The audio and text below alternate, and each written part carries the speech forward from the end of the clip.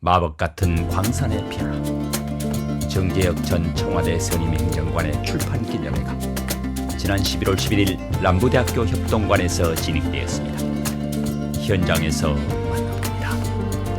오늘 와주신 출판기념회 와주신 분들 너무 감사하고요. 그분들이 와주신 거 하나하나 그 마음 그대로 고스란히 다 받아서 정말 그 마음 그대로 정치 제대로 혁신하려고 하는 제 이름처럼 살겠습니다. 그리고 광산구를 제 책 이름처럼 마법같이 변화시키겠습니다. 네, 정재혁 선임행정관에 대해서 간략히 좀 말씀드리면요. 1972년 4월 24일 광주에서 태어났고 광주 봉주초, 광덕중, 인성고등학교까지 모든 학창시절을 광주에서 보냈습니다. 그리고 큰 뜻을 품고 고향을 잠시 떠났습니다. 그래서 국회의원 보좌진, 그리고 청와대에서 5년을 거치면서 실력을 갈고 닦았고 아까 화면에서 보셨겠지만 국민생활안전 담당관으로서 코로나 최전선에서 최선을 다해 뛰었습니다. 그가 다시 고향 광주로 내려왔습니다. 이곳 광산구 남부대학교에서 오늘 이 자리에 섰습니다. 정치, 제대로, 혁신할 사람. 네, 그분을 모시도록 하겠습니다. 안녕하십니까. 오늘 이 자리를 가득 메우신 여러분들 고맙습니다. 그리고 환영합니다. 정재혁 신 마법 같은 광산의 변화 저자이기도 하고요. 광주혁신경제연구소 소장이고 전 청와대 선임행정관 정재혁입니다. 방금 여러분이 불러주신 대로 정치 제대로 혁신할 사람 되고자 매일 새벽 눈 뜨면 제 이름처럼 살자고 다짐합니다. 정말 제대로 혁신하겠습니다. 정재혁입니다. 인사드리겠습니다. 앞서 영상에서도 좀 보셨지만 작년 9월 광주로 내려와서 정말 광산구 곳곳을 누비며 여러분과 닿기 위해서 정말 열심히 뛰어다녔습니다. 그동안 국회에 있었고 청와대에 있었고 정치활동을 하기 위해서 잠시 광주를 떠나 있을 수밖에 없었습니다. 그러나 언제나 광주는 저의 중심이었고 마음의 위안이었으며 제가 나아가야 될 미래였습니다. 그래서 다시 이렇게 광주로 돌아왔습니다. 그동안의 빈 공백을 조금이라도 메우고 싶은 마음에 한 분이라도 더 만나서 눈을 마주치고 한 분이라도 더 만나서 손잡고 이야기하고 싶었고 한 분이라도 더 만나서 우리가 꿈꾸는 광주의 미래를, 우리가 꿈꾸는 광산의 미래를 함께 그리기 위해 노력했습니다. 그런데 역시 광주는 달랐습니다. 수준 높은 정치의식과 더 나은 세상을 만들기 위한 우리 광주 시민들은 진정성과 열정을 가지고 있으셨고 거기를 통해서 많은 것을 배우고 느끼고 성장했습니다. 자기 정치만 앞세우지 말고 편가르지 말고 독단적으로 결정하는 정치 좀 하지 말아라. 광산구와 광산구 주민들에게 실질적으로 도움이 되는 정치 좀 해라. 이렇게 요구하는 우리 광산구 주민들의 요구를 더하고 화합하는 정치를 통해 우리 광산구를 정말 마법 같은 광산으로 변화시켜내고 싶었습니다. 그래서 이러한 우리 광산구 주민들의 요구를 그대로 책으로 적고 책 제목을 마법 같은 광산의 변화로 붙이게 되었습니다. 저는 지금까지 가슴으로 일해왔습니다. 권력이 아니라 사람의 마음을 움직여 행동하게 만들었습니다. 인연을 소중하게 생각하고 의리를 지키며 살아왔으며 앞으로도 그렇게 살아갈 것입니다. 국회를 비롯해 특히 청와대에서 5년간 검증된 실력과 이를 통해 맺은 글로벌 인정 네트워크를 통해 완벽하게 변화와 혁신을 이끌어내겠습니다. 그래, 이렇게 정치해야지 하는 평가를 받을 수 있도록 결의다는 젊은 정치의 모습 반드시 보이겠습니다. 다시 한번 인사드리겠습니다. 정치 제대로 혁신할 사람 정재혁입니다. 또 제가 감히 저를 위해 정말 세 분의 수석님들이 와주셨습니다. 너무 감사하죠. 제가 이제 심의사위 수석실에 6분의 수석님을 제가 모셨는데요. 그중에 3분의 수석님이 오셨다는 정말 너무 감사한 일이고 너무 감사합니다. 김보성 수석님, 그 다음에 최정 수석님, 저한테는 수석님이십니다. 우리 강희정 수석님이 시장으로 오셔서 너무 감사드리고, 이러한 수석님들이 여기까지 와주시는 그게 누대지 않게 정말 다시 말씀드리면 이러한 관심 누대지 않게 정말 열심히 살고 그런 정치인이 되겠습니다. 당연히 우리 최영남 목사님 정말 은혜로운 말씀 주셔서 정말 그렇게 하나님의 복이 된 그런 모습으로 보이겠습니다. 감사합니다.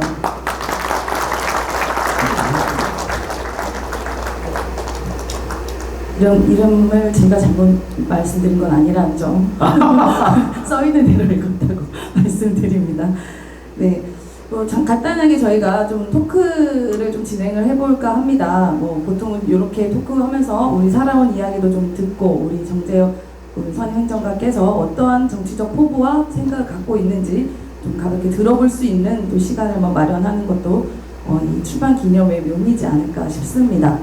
네, 광산구 내려오셔서 보니까 많은 활동을 했는데 저는 우리 선임행정관님이 이렇게 토크쇼를 여러 번 한 줄 몰랐거든요. 네네. 그 얘기를 한 번만 해봐 주십시오. 그러니까 여기 지금 이 남부대학교 오시는 분들이 여러 가지 방법이 있으셨을 겁니다. 아마 기차를 타고 오신 분들은 송정리역으로도 오셨고, 버스를 타고 오신 분은 광천 터미널 통해서도 오셨을 거고요. 자가용 타고 오신 분은 고속도로를 타고도 오셨을 거고, 여기 우리 첨단에 우리 열성 우리 안전모니터 회원님들은 가까우신가 걸어도 아마 오셨을 겁니다. 오셔서 보시면 알겠지만 저희 광산은 참 걷기 좋은 지역이고 동네라고 보입니다. 그리고 오시다 보면 아마 영산강이 끼어져 있는 광산구라는 것도 보여주실 거고요. 영산강도 끼고 있고, 또 주거지역마다 커다란 이렇게 녹지공원도 잘 조성되어 있습니다. 그리고 또 오시는 길에 어떤 분들은 아마 산단도 보지 않으셨을까 합니다. 광산구가 하남산단, 진곡산단, 평동산단, 산단들도 많이 가지고 있습니다. 이렇게 제가 볼 때는 우리 광산구는 상당히 매력적인 곳이라고 저는 생각이 듭니다. 산책하기 좋은 영산강을 끼고 있고, 도시 안에 많은 녹지 공간이 있고, 산업시설도 잘 갖춰져 있습니다. 그래서 제가 생각할 때는 누군가가 조금만 더 노력한다면 전국에서 정말 잘 살 수 있는 그런 변할 수 있는 조건을 갖추고 있는 지역이다라고 저는 생각을 하고요. 그래서 광산을 정말 마법같이 바꾸고자 하는 생각을 했습니다. 그래서 그러한 생각을 담아서 토크 콘서트 2번 정도 진행을 했는데요. 첫 번째는 아마 청와대에서 같이 일했던 저희 동료들하고 같이 당시 청와대 이야기들을 좀 나누고, 광산구에 살고 있는 청년 경제인들, 그 다음에 문화예술인들하고 같이 광산구를 발전하는 방향에 대해서 같이 논의를 해봤고, 마지막으로 2018년에 대통령이 모시고 평양에 방문했었던, 평양 정상회담 같이 했었던 우리 동생 최원호하고 같이 이야기 나누는 토크 콘서트를 한번 진행했었고요. 두 번째 토크 콘서트는 우리 광산구의 주요 현안이기도 합니다. 교육을 주제로 한 토크 콘서트를 교육 전문가를 모시고 토크 콘서트를 진행했었습니다.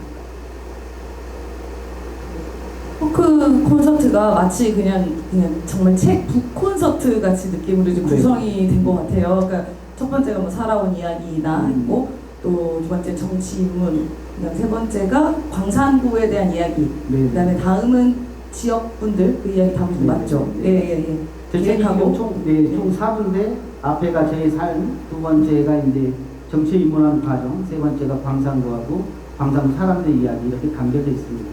그래서 그러한 내용들로 아마 토크 콘서트를 제가 첫 번째는 기획을 의도적으로 좀 그렇게 해서 저와 청와대에서 있었던 에피소드 이런 이야기들 같이 나눴고요. 정치의 이야기, 광산구 사람들과 광산구를 어떻게 발전시킬 것 같이 이야기 나눈 기획된 토크 콘서트를 좀 진행을 했던 생각이 있습니다. 네, 그 중에서도 이제 청와대 이야기를 또 빼놓을 수가 없잖아요.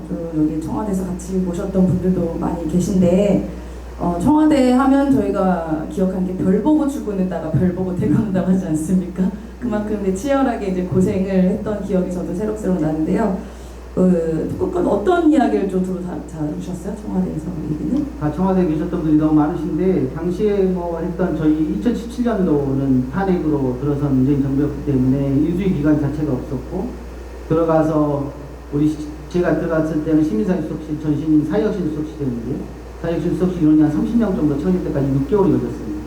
저는 제1선으로 들어갔었으니까 4명, 3명, 4명께 들어갔었으니까 정식 인원이 채워지기도 6개월이 걸렸으니까 그 3명, 4명에서 그 많은 일들을 처리해야 했었던 일, 그 문재인 정부 1호 인원에 대한 이야기들, 그리고 나중에 생각했었던 데는 청와대 첫 출근에 대한 충격적인 이야기들, 이런 이야기도 좀 많이 나눴던 것 같습니다. 저도 이제 저희가 보궐선거로 대통령 선거가 됐다 보니까 그 첫날에 이제 국회에서 간단하게 선서하고 대통령께서 여의도 쭉 거쳐서 청와대 바로 가셨잖아요.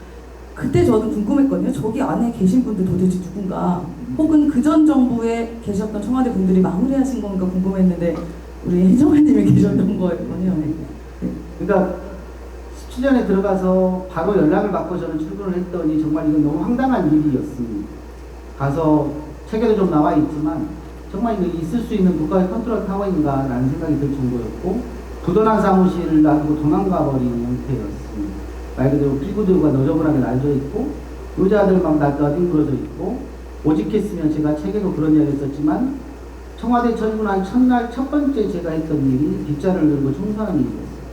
그 정도로 이렇게 방치되어 있는 청와대였고, 그게 많이 지금 생각해도 충격적이었던 생각이 듭니다.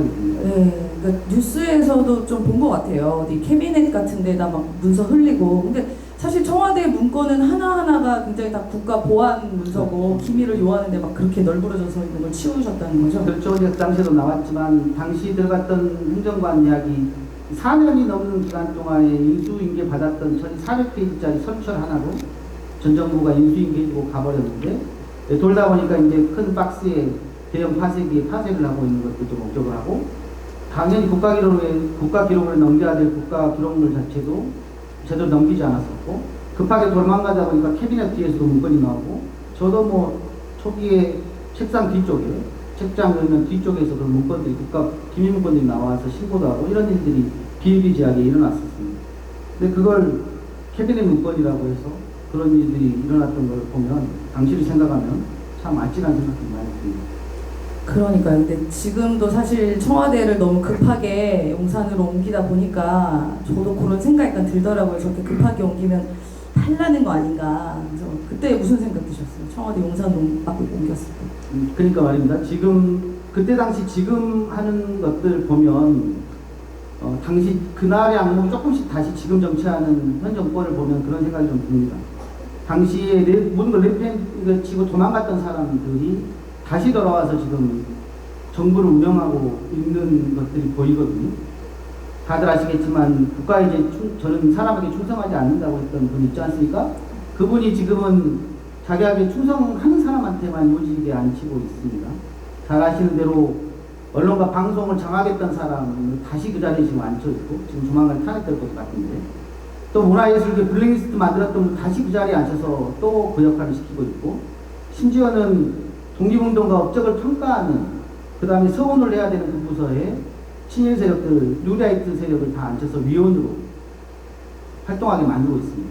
심지어는 이완용을 옹호하고 식민생활을 칭송하고 있는 사람을 대한민국 지금 국방부 장관에 앉혀 있지 않습니까? 최근에 국방부장에서 또 주식을 해서 용맹을 떨치셔가지고, 분짜 그분이시죠. 그러시죠. 그렇게 용맹을 떨치는 걸 안고 있습니다. 그래서 요즘 들면 그런 거 볼 때마다 제가 17년 청와대 첫 출근했던 생각이 다시 떠오릅니다. 아, 저런 사람들 또 저렇게 또 내팽개치고 도망가 버리면 어떻게 하나.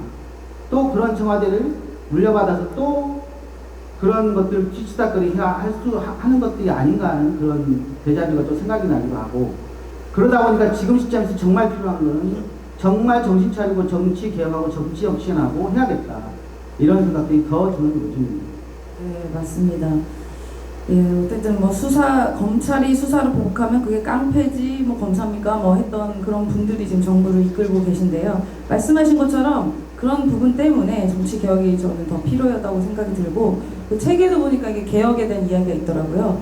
그 부분 간단하게 소개 부탁드립니다. 저는 정치개혁의 책의 내용, 정치개혁 그 두 가지를 들고 있습니다. 정치개혁 중에 첫 번째는 헌법과 개헌입니다.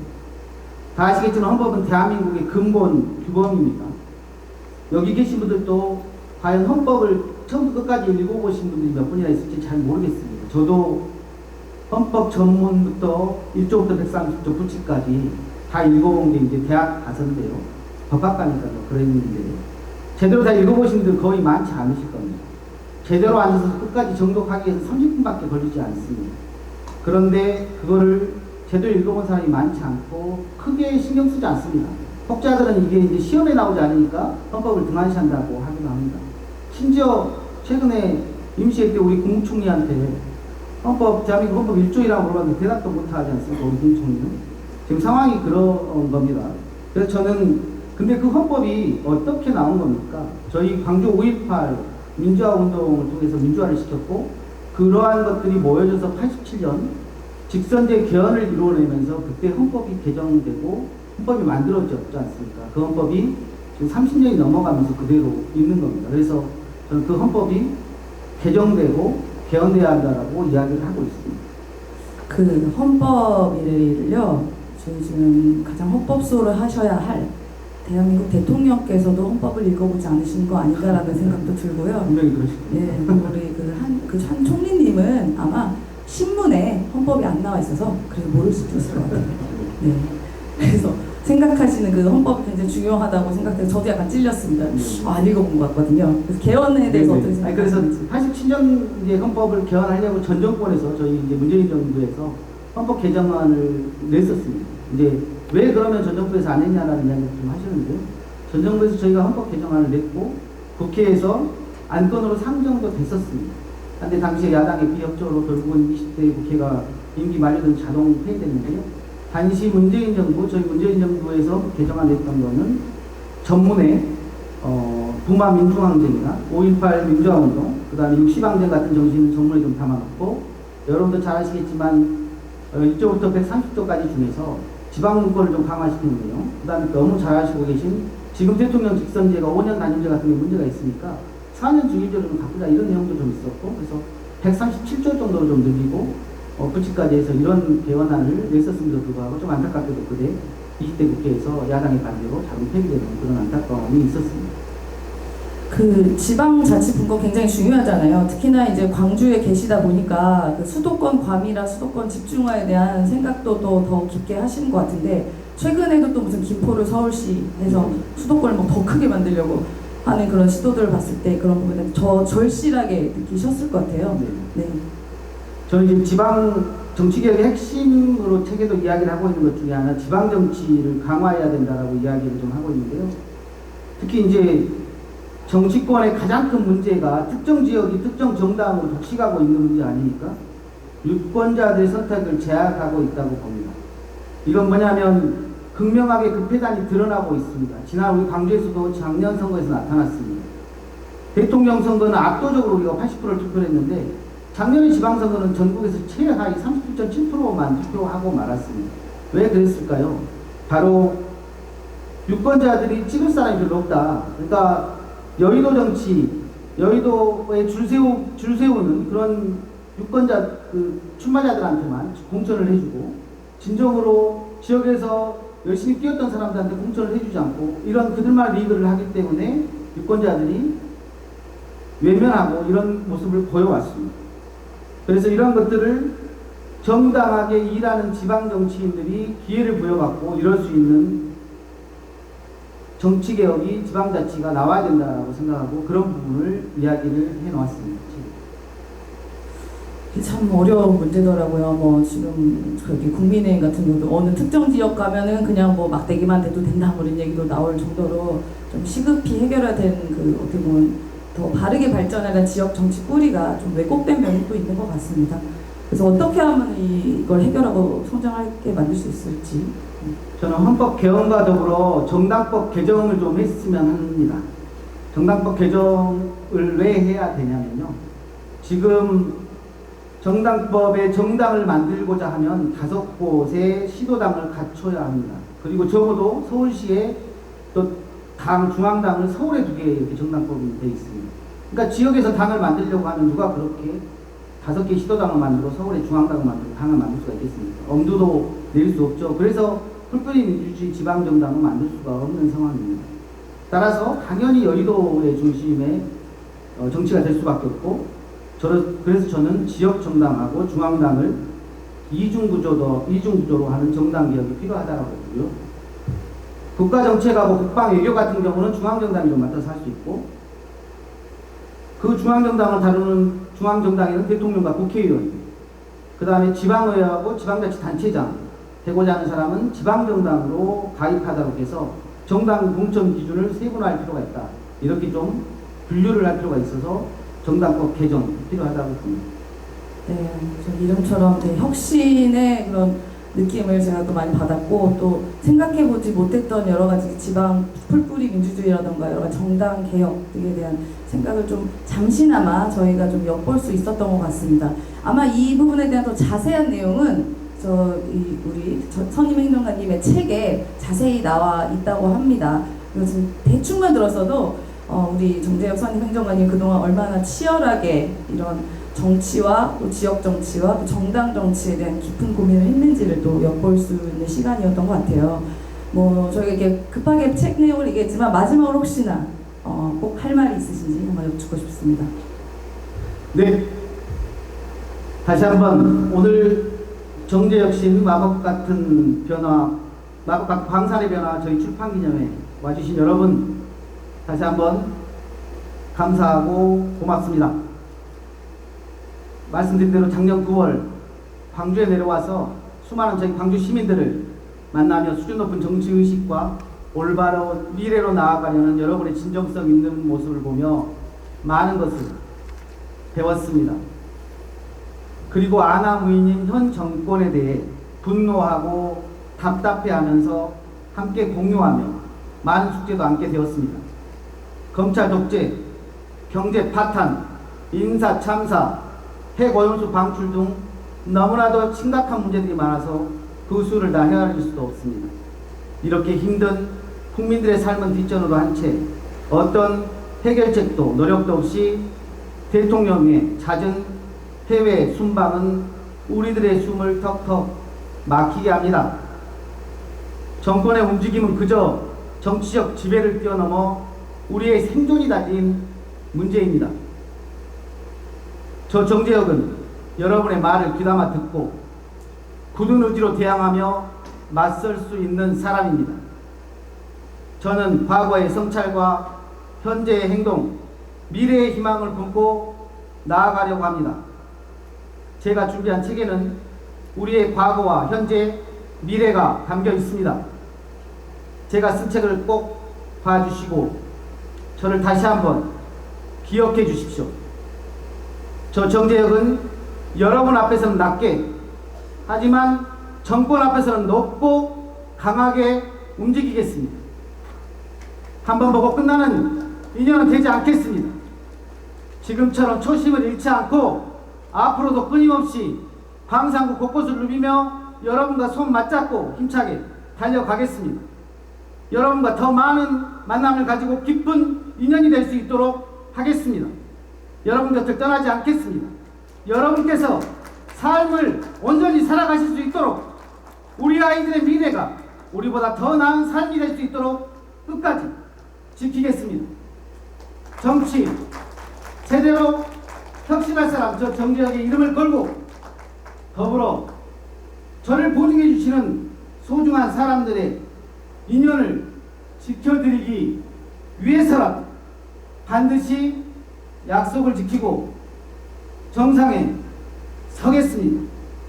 우리 모두가 바라는 마법 같은 광산의 변화, 그 마법은 저와 여러분이 있는 바로 이곳에서 지금 11월 11일 오늘 지금부터 시작됐음을 선언합니다.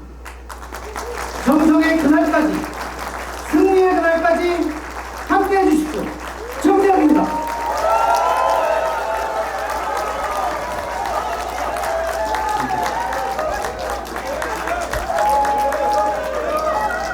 네, 지금까지 오늘의 주인공이었던 정치 제대로 혁신할 사람 정재혁 행정관님이었습니다. 다시 한번 큰 박수 부탁드립니다.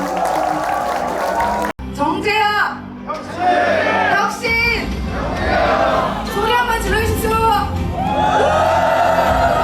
진짜 오리지널 자기 말씀하신 대로 정치 제대로 혁신하는 강성 구민들을 위해서 항상 열심히 노력하는 사랑합니다. 우리 정재욱 감사합니다. 정치 혁신 제대로 정재혁 화이팅! 초심 잃지 말고 항상 밝고 건강한 정치 바란다. 지어가